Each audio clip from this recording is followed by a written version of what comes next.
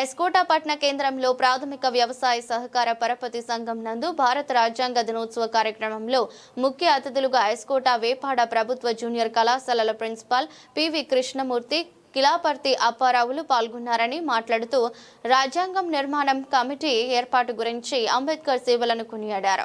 రాజ్యాంగం మనకు కల్పించిన హక్కులు, బాధ్యతలు, విధుల గురించి వివరించారని, రాజ్యాంగ స్ఫూర్తి నిలబెట్టాలని విద్యార్థులకు పిలుపునిచ్చారు.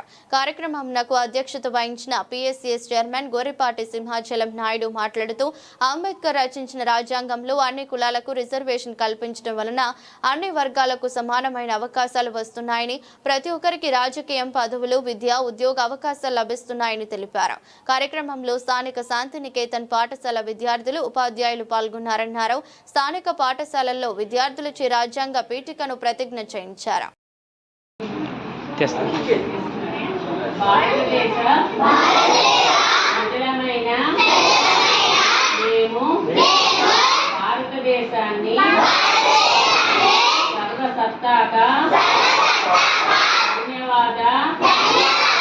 లౌకిక ప్రజాస్వామ్య గణతంత్ర రాజ్యముగా నిర్మించుకోవడానికి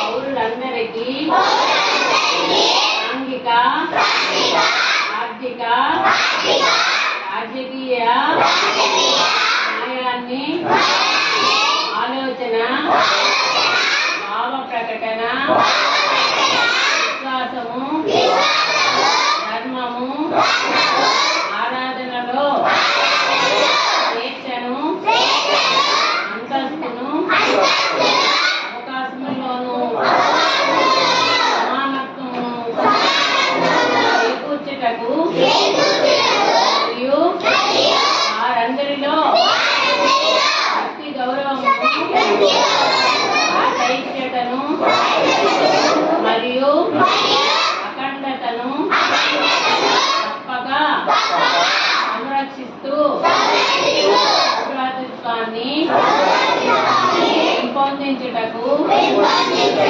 సత్యానిష్టపూర్వకముగా తీర్మానించుకొని జనవరి 26, 1949న